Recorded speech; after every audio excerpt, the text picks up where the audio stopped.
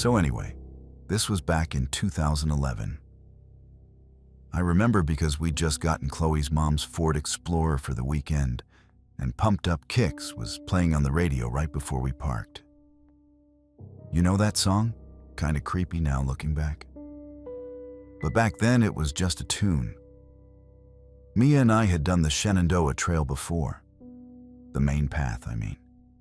It was crowded, full of families and old couples with hiking poles. But this time we wanted an adventure. We saw this side trail marked with blue ribbons tied to trees, like someone had flagged it on purpose. Seemed easy enough. Then this older guy came out of nowhere, probably in his 60s, dirty boots, looked like he'd been out there for days. He said, real quiet, "The trail isn't maintained anymore. You should stick to the main loop." I just smiled and thanked him. But Mia rolled her eyes, and the second he turned around. I didn't know then that someone had already been watching us from the tree line, and that the blue ribbons weren't a shortcut. They were a trap. We took the trail anyway. The ground was damp from last night's rain. Everything smelled like wet earth and rotting leaves. And there was this distant rumble, like thunder far away. But the sky was clear. Probably just a plane, I thought, or my stomach growling. We'd only packed granola bars. The ribbons were easy to follow. Bright blue every 50 feet or so. Someone had put a lot of work into it. I remember saying, maybe it's a Boy Scout project. Mia laughed. She said the old guy was just a paranoid local. So anyway, we kept going.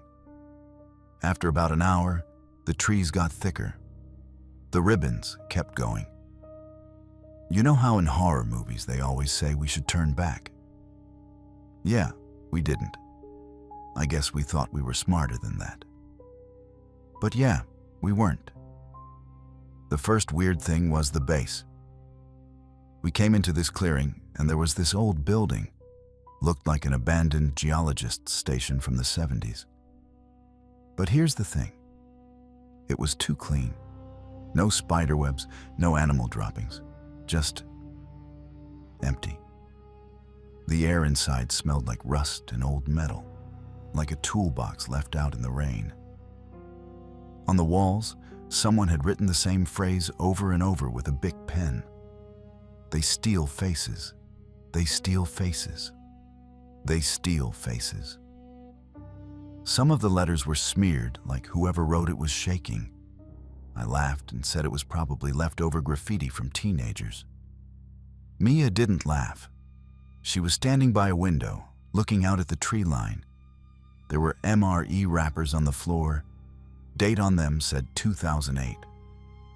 So someone had been here recently. Not teenagers, though. Teenagers don't eat MREs. I heard a rustle outside, like boots on dry leaves. I turned, but nobody was there. Mia said it was probably just a squirrel. I said, yeah, probably, but we both stopped talking after that. You know that feeling when your brain knows something's wrong, but your mouth won't say it? Like that. We should have left then.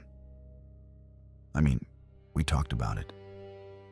But the sun was still high, and we'd only been walking for 2 hours. Mia said, let's just follow the ribbons a little further. There has to be a lake or something up ahead.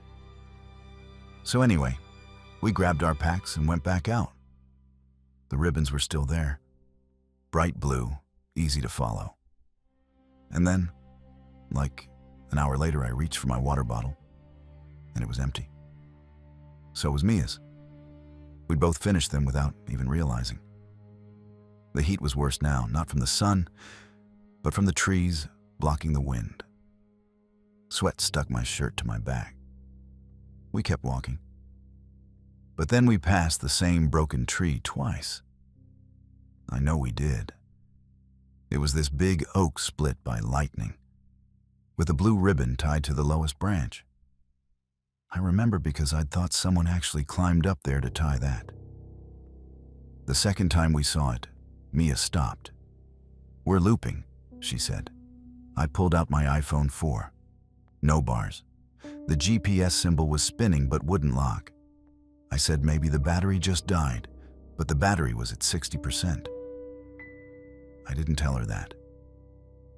Then she pointed at a ribbon tied around something white. I walked over. It was a bone, a small one, like a rib or a bird bone. The ribbon was knotted tight around it. The bone was clean. No flesh, no smell, just white and dry. Something sour hit the back of my throat, not from the air, from fear. You know that taste? Like pennies and vomit mixed together. "Someone's doing this on purpose," Mia whispered. I wanted to say it's just an animal, but animals don't tie ribbons. And then we heard a crack behind us. Not a twig, a branch. Something heavy stepping. We both turned. Nothing. Just trees. But the sound came from a spot where the blue ribbons led deeper into the woods. And then, like an idiot, I started walking toward it. So anyway, we walked for another hour, or maybe 2. I don't know anymore. My Garmin watch said 0 steps counted, like it had just given up. I mean, the battery wasn't dead. It just stopped working. You know that feeling when your tools start lying to you? The blue ribbons kept leading us in circles. We'd passed the oak tree with the bone. Then the clearing with the geologist's base. Then back to the oak tree. I started marking trees with my keys, scraping the bark. And then we'd come back to those same scratches. So anyway, I finally stopped pretending. Mia kept saying it has to be an animal circling us. But animals don't tie ribbons. And animals don't move in straight lines the way these trails did. We went back inside the base. The writing on the wall had changed. I swear to God it was different. New phrase now. They take your face while you sleep. Same handwriting, same Bic pen, but fresh. Like someone had written it 20 minutes ago. I heard footsteps outside. Slow, heavy, not Mia's. She was standing right next to me, frozen. The footsteps stopped right outside the door. Then nothing, just silence. And then a whisper. I couldn't make out the words. But it was close, right on the other side of the wall. Mia grabbed my arm, her nails dug in. She whispered, "Someone's in here with us." I said no. I said it's just the wind. But there was no wind. The air was completely still. And the whisper came again. Closer. That's when I admitted it. I looked at Mia and said, "We're being led. On purpose. Someone wants us here." She didn't argue. She just pointed at the door. The blue ribbon tied to the handle was gone, and in its place was a fresh one. Red this time. I guess we knew we were going to die out there. But yeah, we kept walking. What else could we do? The sun was getting low. That orange light that makes everything look fake. We found a hollow log near the edge of the clearing. Something was sticking out. Camouflage fabric. I pulled it. A backpack, military style, heavy, inside, dozens of blue ribbons, identical to the ones on the trees, plus a GPS jammer with Energizer batteries still warm, a pair of binoculars, and a printed topo map from 2010. On the map, someone had written in black marker, "They always follow the blue." My hands were shaking. I mean, like full body shaking. The backpack smelled like rot, not the log, just the bag. Like something dead had been inside it for a long time. Mia said maybe it's a lost hiker's emergency kit. I wanted to believe her. But you don't put a GPS jammer in an emergency kit. You don't carry 50 identical ribbons unless you're tying them to trees. I heard a snap behind us. A branch breaking. Close, too close for an animal. I turned. Nothing. Just trees. But the binoculars were smeared with something dark. Not dirt. I didn't want to smell it. "We have to run," Mia said. I looked at the map. The main trail was maybe 2 miles west, but the blue ribbons all led east, deeper into the woods. Someone had rerouted the entire path. Like, this wasn't random. This was planned. Then I saw something move between the trees, low to the ground, fast, not an animal, a person wearing something dark, watching us. I dropped the backpack, and we ran. And then, we just ran. No trail, no ribbons, just west. Straight through the brush. Branches slapped my face. My lungs burned. My Asics sneakers were caked in mud, slipping on every root. Mia was ahead of me. Then I heard it. A twig snap, right behind me. I didn't look back. I knew someone was there, staying just out of sight. I could hear their breathing, heavy, deliberate, like they weren't even tired. I tripped. My ankle twisted sideways. I felt something pop. Not a bone, a ligament maybe. The pain was metallic, like chewing on tin foil. I screamed. Mia stopped and grabbed my arm. "Get up," she said. "Get up now." I tried. My ankle wouldn't hold. I limped. Every step was a shock of silence between the sounds of our breathing. The forest went quiet. No birds, no wind.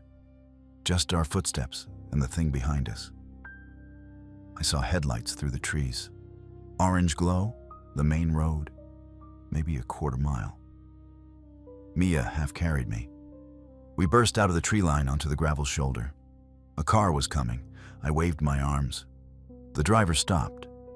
An old man. He asked if we were okay. I said no.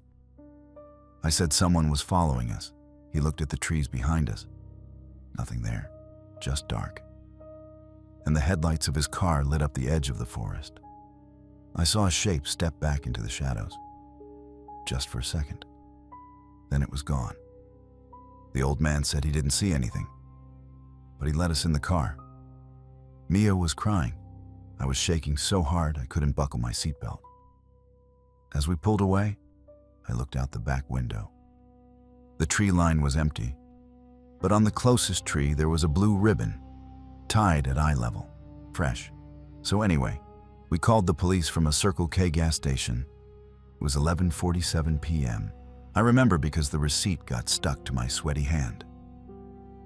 The clerk let us use their phone, a Nokia brick. You know, the kind that never dies. The cops showed up after an hour. 2 officers. They took our statements. Then they searched the area. Came back 2 hours later. Said they found nothing. No ribbons, no GPS jammer, no backpack, no footprints except ours. I said, check the geologist's base. The officer looked at me like I was crazy. He said the old geologist's base was demolished in 2009. Bulldozed. There's nothing there but grass now. Mia started crying again. I just sat there. My ankle was swollen to the size of a grapefruit. The cop asked if we'd been drinking, or if we'd taken anything. I said no.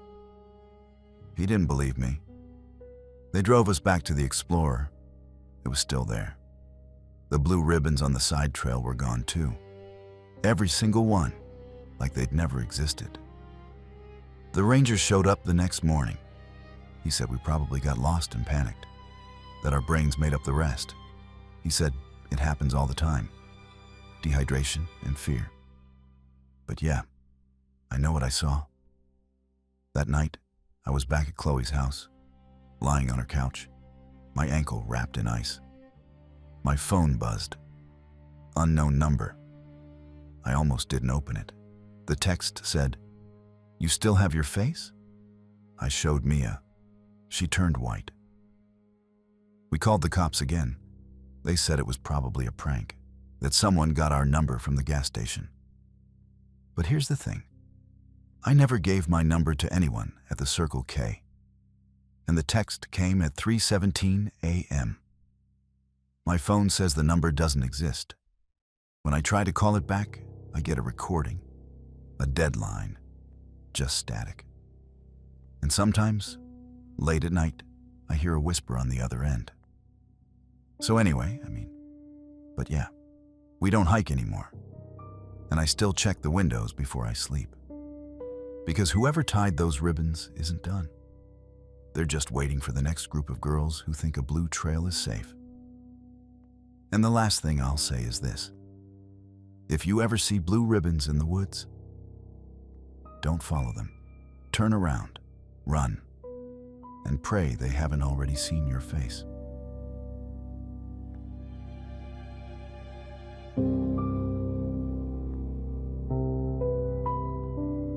So anyway, it was 2011. I had just bought a used Ford Explorer, and I felt like a king. You know the feeling? First decent car, working AC radio that actually picked up more than static. I remember Pumped Up Kicks was playing when I pulled out of my driveway. That song was everywhere back then. I was supposed to meet Megan at this Airbnb cabin, some rustic thing in the woods about an hour outside town. She loved that stuff. Pine trees, fireplaces, whatever. I didn't care. I just wanted the night to go right.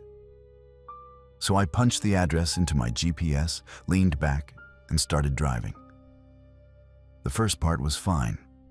Highways, then exits, then regular roads. But then the GPS told me to turn onto this gravel road I'd never seen before. I thought, okay, maybe it's a shortcut. The sun was still up. I had a full tank. What could go wrong? I didn't know then that the GPS wasn't taking me to a cabin. It was taking me to a trap. The gravel turned to dirt. The dirt turned to two ruts through the trees. Branches started snapping under my tires. Snap, snap, like little bones. The smell of pine got so strong it almost made me sick. But I kept going. The road is just old, I told myself. GPS probably hasn't been updated. So anyway, I pushed forward, and then the sun started going down. After maybe 10 miles of this, the GPS told me to turn left. I remember looking at the screen and thinking, that doesn't make sense. There's nothing out here. But I turned anyway. I guess I didn't want to admit I was lost. That's when I saw it. A fork in the road with this burnt stump right in the middle. Someone had carved something into it, but it was too dark to read. I sat there for a second. The engine idled. The headlights made the stump look like a black tooth. I took the right fork. The GPS recalculated and said I'd arrive in 12 minutes. Okay, fine. I drove. The road got worse. The trees got closer. And then, 15 minutes later, the GPS said, you have reached your destination. But there was no cabin. Just that same burnt stump again. I remember just staring at it. My hands were still on the wheel. The clock on the dashboard said 8:47. I said out loud, that's not possible. You know how it is. You want to believe there's an explanation. So I turned around. I drove the same stretch again.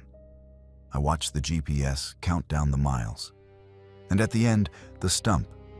Same angle, same black scar, same smell of damp earth and ash. I got out with my Zippo lighter, flicked it open. The flame showed me the stump up close. It wasn't just burnt, it had been deliberately torched more than once. And the carving? It wasn't a name or a symbol. It was just a tally mark. One line, then another, then another. I counted 6. Probably a GPS glitch, I thought. It happens. It's 2011. Technology isn't perfect. But the stump had 6 tallies, and I was the 7th car that night. I got back in the Explorer and tried to think. The GPS was useless. Every route it gave me ended at the stump. So I did what anyone would do. I turned the damn thing off and decided to drive by the sun. Except the sun was gone. It had set maybe 20 minutes ago. All I had was the last light bleeding through the trees. I headed west, or what I thought was west. And then, like, the forest changed. The road got narrower. Branches started scraping both sides of the Explorer. I could smell the engine getting hot. That metallic smell like burning pennies, and the silence.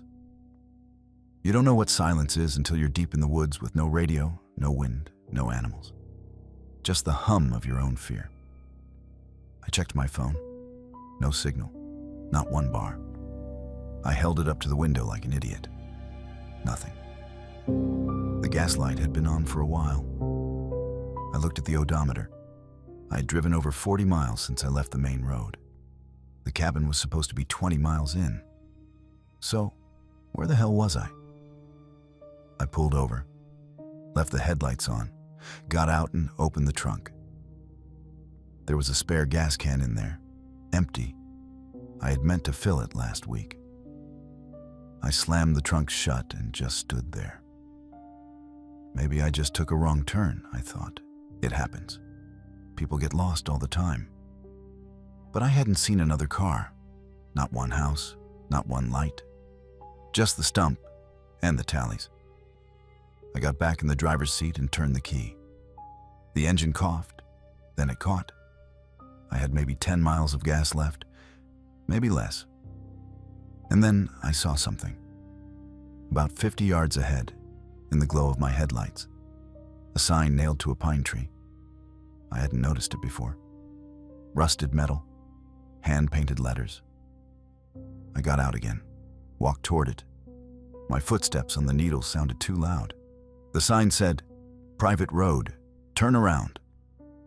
10 years ago, 3 cars died here. I just stood there reading it over and over. 3 cars, 6 tallies on the stump, and my engine was still running behind me. I mean, you know how it is when you read something and your brain just refuses to process it? I stood there staring at that sign for what felt like 5 minutes. Private road, turn around. 10 years ago, 3 cars died here. The letters were handwritten with marker, all faded and bleeding into the rust. Someone had made this. By hand. I told myself it was a joke. Local kids messing with people. Or some paranoid property owner. I mean, people do that, right? They put up fake signs to keep strangers out. But the smell of rot was everywhere. Not just the stump. The whole forest smelled like something had been left to decay for years. And then a whisper of wind came through the trees. Not strong. Just enough to move the branches. It sounded like someone saying my name. Or maybe I imagined it. I turned back to the Explorer. The headlights were still on. The engine was still running. And for a second, I thought I saw movement in the back seat. But when I looked again, nothing. Just my jacket. I got back in and shut the door. The clock said 9:15. I had been driving in circles for over an hour. The gas needle was buried below E. I sat there with my hands on the wheel, not moving. You know that feeling when you're so tired and scared that your brain just gives up? That was me. I didn't want to think anymore. I just wanted to wake up. But the sign was still there, and the stump, and the 6 tallies. I put the car in reverse, backed up about 50 feet, and then I saw something I hadn't noticed before. Behind the sign, half hidden in the bushes, there was a shoe, just one. A woman's sneaker, white, covered in mud. Someone just lost it hiking, I thought. People lose things in the woods. But the shoe was tied, neatly, like someone had taken it off and placed it there. I had to pee. I know that's stupid to mention, but it's true. All that adrenaline, and my body just needed to go. So I left the engine running. I wasn't stupid enough to turn it off with no gas. And I walked about 20 feet into the trees. The ground was soft, wet leaves and pine needles. Every step made a crack like I was stepping on bones. I found a big tree and did what I had to do. The whole time, I kept my eyes on the Explorer. The headlights were my only light. And then I heard it. The engine revved, not the idle hum it had been making. A real rev, like someone had stomped the gas. I turned around, still zipping up my pants, and I saw my Ford Explorer start to roll forward. Slowly at first, then faster. I ran. Crack, crack, crack under my feet. The smell of something sour, my own sweat, my own fear, filled my nose. I reached the driver's door and pulled the handle. Locked. I could see the keys. They were still in the ignition. I could see them dangling there. But nobody was inside. The steering wheel turned on its own. The Explorer pulled away from me, headlights sweeping across the trees, and drove straight toward the stump. I chased it for maybe 10 seconds. But I'm not faster than a car. It disappeared around the bend, and then I heard the engine stop. Just cut out. Silence. I stood there in the dark. My keys were in that car. My phone was in that car, my wallet, everything. I whispered to myself, this isn't happening. Maybe I left it in neutral. Maybe it rolled. But I had put it in park. I always put it in park. And then I heard footsteps. Not mine. Behind me. Slow, heavy, coming from the direction of the stump. I didn't turn around. I mean, like every instinct told me to run, but my legs wouldn't move. The footsteps stopped about 10 feet behind me. I could smell something metallic, blood or iron or old coins. It was so strong I almost gagged. Then a voice. Not loud, not a whisper either. Just flat, like someone reading a grocery list. It said, "You left the keys in it. That's on you." I finally turned. Nobody was there. Just the trees in the dark and the stump about 50 yards away, with my Explorer parked next to it.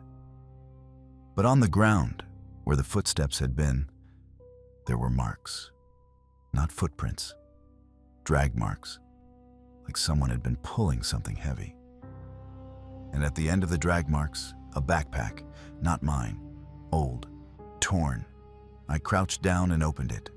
Inside, a wallet with an ID from 2009, a phone that wouldn't turn on, a GPS unit with a cracked screen, and a notebook. The last page said, "GPS says, turn here, but there's nothing.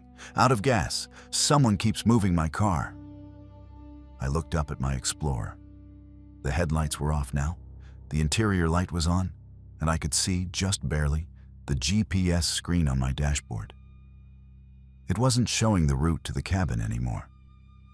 It was showing a single set of coordinates. I memorized them.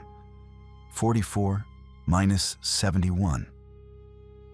I looked it up later. That location is just trees.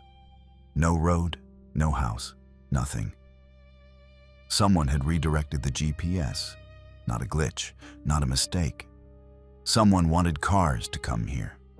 Someone wanted them to run out of gas. Someone wanted the keys left in the ignition. And then my Explorer started backing up. Without headlights, without anyone inside.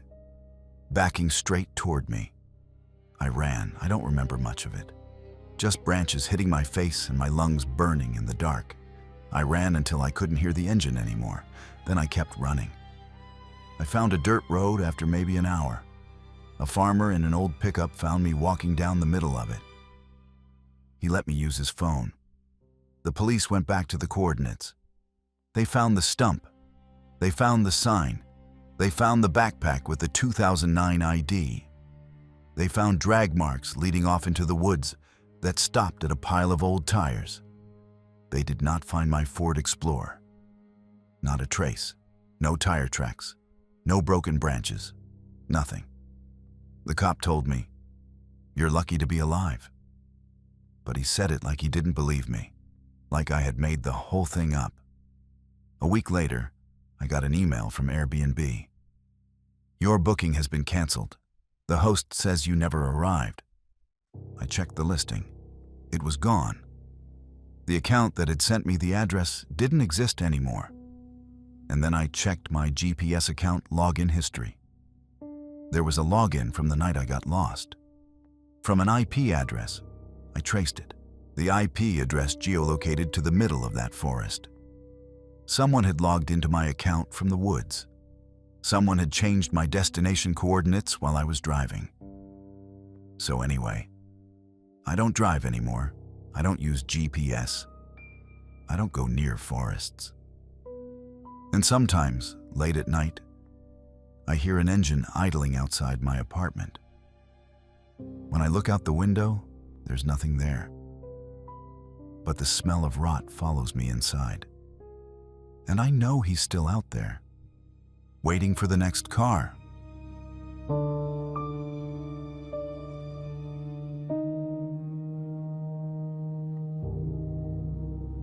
So anyway, that summer, 2009, Max and I were always trying to find new spots to camp, places no one else knew about. You know how it is when you're 18 and you think every weekend matters. I mean, we had his iPod on shuffle the whole hike, and I swear Poker Face played like 4 times because he kept rewinding it. But yeah, we were just walking, no real destination. Then we saw it through the trees, a half-built cottage, just standing there in the middle of nowhere. I didn't know then that the last normal conversation I'd ever have with Max was about whether to split a warm beer. The place was weird, I'm not gonna lie. Wooden beams sticking up like a skeleton, piles of sand and gravel everywhere, an old concrete mixer with rust bleeding down its sides, pine needles all over the foundation. I remember the smell. Pine, sure, but something else, like wet dust. And the wind made this rustling sound through the plastic sheets still tacked to some windows. Max was excited. He said it looked like someone just ran out of money and walked away. I mean, he was probably right. Probably just an unfinished summer home, right? That's what I told myself. We weren't breaking anything, just looking. But the whole time, I kept feeling like someone had left in a hurry. There was a shovel stuck in a pile of dirt, a pair of work gloves on a beam, like they'd be back any minute. Max was already climbing the ladder to the second floor. "Come on," he called down. "We can sleep right here. No tents, no bugs. It's perfect." And you know what? I followed him, because that's what I always did. I didn't want to be the one who ruins it. So anyway, we unpacked our sleeping bags right there in the future living room. And I tried to ignore that feeling in my stomach, that little voice, the one I should have listened to.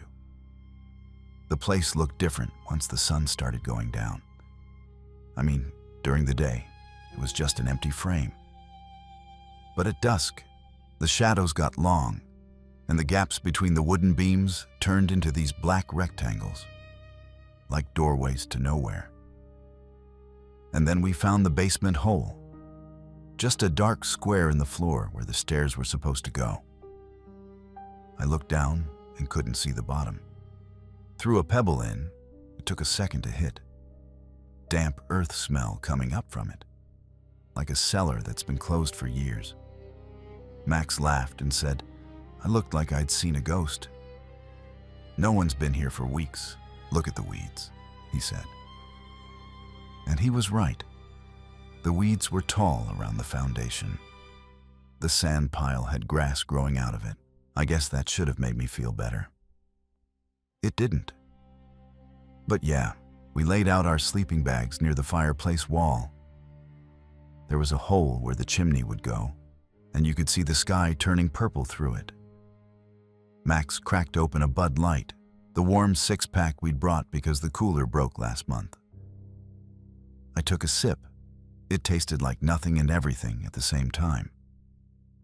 Like, I remember thinking, this is fine. This is just camping in a weird place.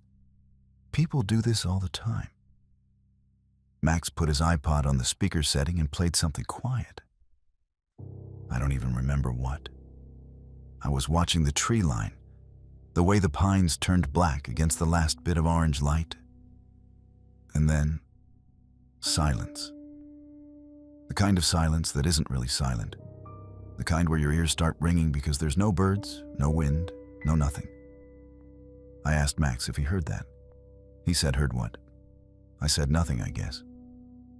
He fell asleep fast. He always did. But I just lay there, staring up at the beams.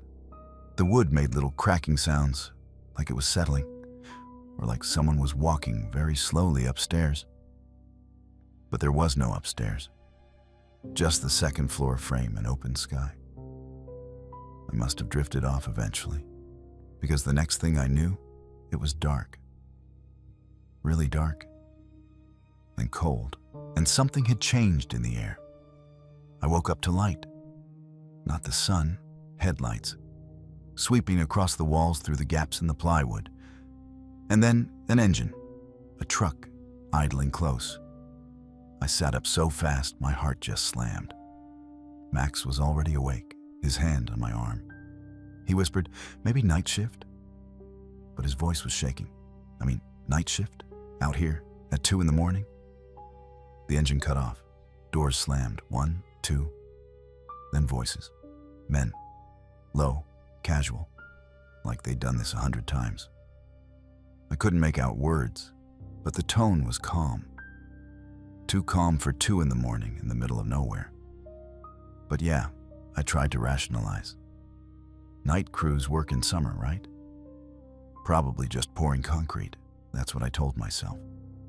Max nodded like he believed it too. The truck backed up closer. I heard the tailgate drop, that loud metallic screech, and then a bang. Something heavy hit the ground. Then dragging, a thick, wet dragging sound across gravel, like someone pulling a bag full of sand or meat. We crawled to the edge of the opening, the one where the wall should have been. I put my hand on Max's back and leaned out just enough to see. 2 men. No, 3. One was by the truck bed. The other 2 were pulling something. Black bags, big ones. The kind you use for leaves. But these weren't full of leaves.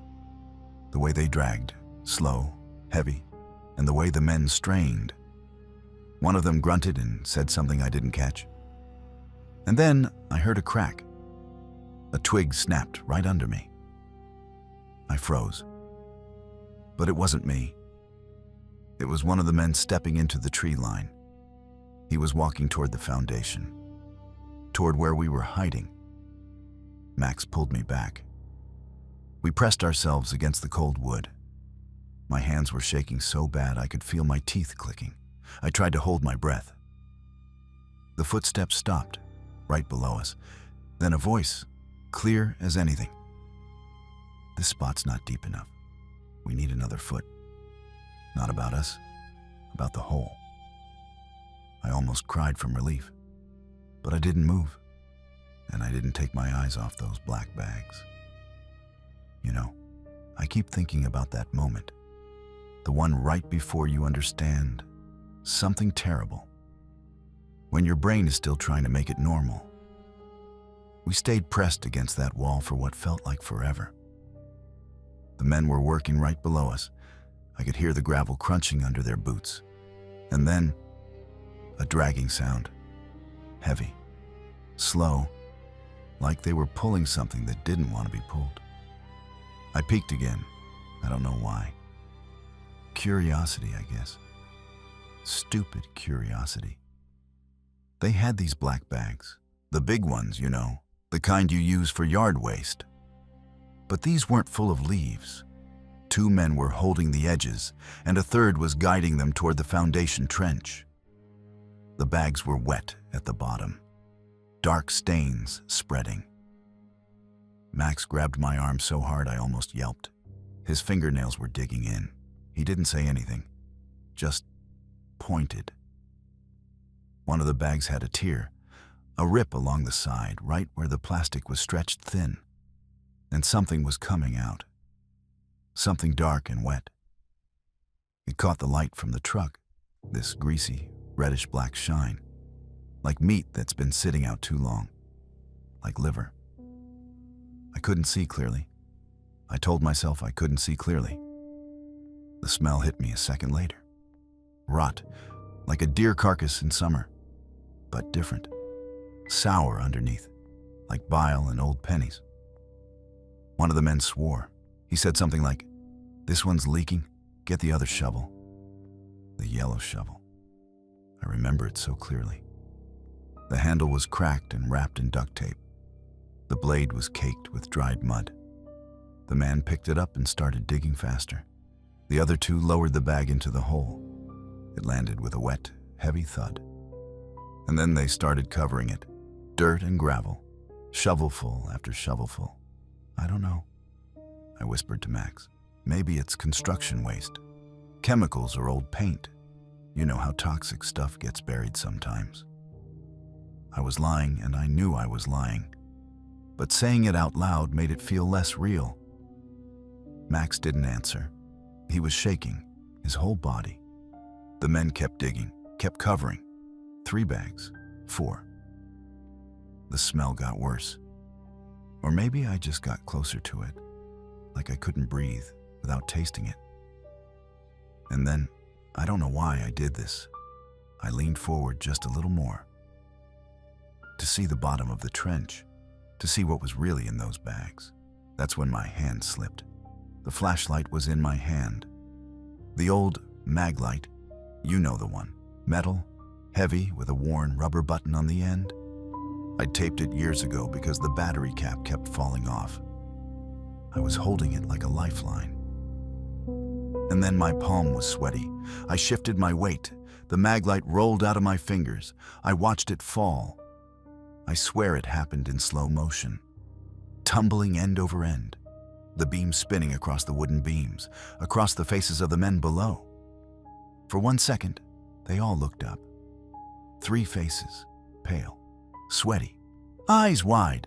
The flashlight hit a metal pipe. Clang. The sound echoed through the whole frame, like a bell, like an alarm. Everything stopped. The shovels, the voices, the wind. Just silence. That thick, heavy silence where you can hear your own heartbeat. Then a voice. Calm. Too calm. "Who's there?" No one moved. Another voice, closer. "Someone's upstairs." And then the one who spoke first, he said it slow, like he was enjoying it. "Come out. We won't hurt you." And then, oh God. And then I heard it. The scrape of shovels being picked up. The crunch of boots on gravel, coming toward the foundation. Max pulled me backward. We scrambled behind a stack of plywood. It was leaning against the far wall, covered in dust and cobwebs. We squeezed into the gap between the wood and the wall, pressed our backs against the cold concrete. I could feel Max's heart pounding through his arm. Footsteps on the gravel outside. Then on the wooden frame, the floorboards creaked. I tried to breathe through my mouth. Quiet, slow, but my nose was full of that smell, rot and sour and damp earth. I thought I was going to throw up. Max whispered in my ear, so quiet I almost didn't hear. "They're just spooked. We can explain. It's just a misunderstanding." I wanted to believe him. I really did. The footsteps stopped. Right on the other side of the plywood. I could see a shadow under the gap. Boots, brown work boots with mud on the toes. A voice right next to us. "Check the back corner." The plywood shifted. Someone leaned on it. The whole stack creaked. Snap. One of the boards cracked. And then another voice from downstairs. "They're not here. Check the basement hole." The boots moved away, toward the dark square in the floor. I let out a breath I didn't know I was holding. But then I heard it. A sound I'll never forget. The scrape of a match, a lighter. A flame flickered below. They were going down into the basement. And there was only one way out. I don't know how long we sat there. Minutes, maybe. Hours. Time stopped working. The men were searching the ground floor now. I could hear them moving room to room. The basement had nothing. They'd figured that out fast. So they came back up, spread out. One of them was walking straight toward our corner. I could hear his boots on the plywood floor. Slow, deliberate. He knew someone was here. He was just taking his time. Max grabbed my shoulder. His face was white in the dark. His lips were moving, but no sound came out. Then he whispered, "I'll run left. You go right, toward the forest." I shook my head. I tried to grab his arm, but he was already moving. He stood up. The plywood creaked. The footsteps stopped. And then Max bolted. Left, toward the open wall where the frame ended, toward the tree line. I heard him hit the gravel outside, running, branches snapping, shouts. "There, get him!" More footsteps, heavy, fast, 3 men chasing. I pressed myself against the wall, waiting, praying. And then I heard it, a wet thud, the sound a shovel makes when it hits something soft, something that shouldn't be hit. A scream, short, cut off, and then silence. No more footsteps, no more shouting, just the wind in the pines, and my own breathing. Too loud, too fast. I waited. I don't know how long. Maybe he got away. Maybe that was just a tree branch. Maybe he tripped and fell. I kept telling myself that, over and over. But I knew. Deep down, I knew. The men didn't come back. No voices, no shovels, just the truck engine starting. The headlights swept across the walls one more time, and then the sound of the truck driving away. Gravel spitting, engine fading. I was alone. I crawled out from behind the plywood. My legs wouldn't stop shaking. I made it to the basement hole. Looked down. The dirt floor was fresh, disturbed. And in the corner, a small gap. A window, half covered by a wooden board. I squeezed through. The board scraped my back. My shirt ripped on a nail. I left a piece of it there, Max's shirt actually. I'd borrowed it months ago and never given it back. A torn piece of plaid hanging on that nail. And then I was outside, in the dark, in the woods. I ran. I didn't have shoes, just socks. They lasted maybe 10 minutes before the brambles tore through them. I remember the feeling of pine needles and the sharp rocks cutting into my feet. But I didn't stop. I couldn't. The woods were pitch black. No moon, no stars. Just the shapes of trees and the sound of my own breathing. I ran until my lungs burned, until my legs gave out. Then I got up and ran again. I crossed a creek at some point. The water was cold. I slipped on a rock and went under. Came up gasping. Kept going. No one followed me. I don't know why. Maybe they thought I'd die out there. Maybe they didn't care. After hours, I don't know how many, I saw lights, headlights, a highway. I stumbled onto the shoulder. My feet were bloody. My shirt was torn. My hands were shaking so bad I couldn't stand up straight. A trucker pulled over, an older guy with a gray beard. He asked if I was okay. I couldn't answer. I just pointed back toward the woods. He let me in the cab. His CB radio was playing something soft. "Hey there, Delilah." I remember that. It was 5 in the morning. The sky was starting to turn gray. The police went back at dawn. I sat in the station for hours. They came back and told me the site was empty. No truck, no bags, no men, no Max. Just a half-built cottage. The dirt looked freshly turned in the foundation trenches. But when they dug, a few feet, not even deep, they found nothing. No evidence, no body, no blood. They sent me home. My parents thought I'd gotten lost, had a breakdown, made up a story. I mean, I get it. A teenage girl alone in the woods, traumatized. They wanted to believe it was all in my head. But I know what I saw. I know what I heard. That wet thud. That short scream. I never slept with the lights off again. I mean, it's been years. And I still check the locks 3 times. I still jump at footsteps on gravel. You know how it is when you can't trust silence anymore. But yeah, that's the story. I don't tell it often. No one believes it anyway.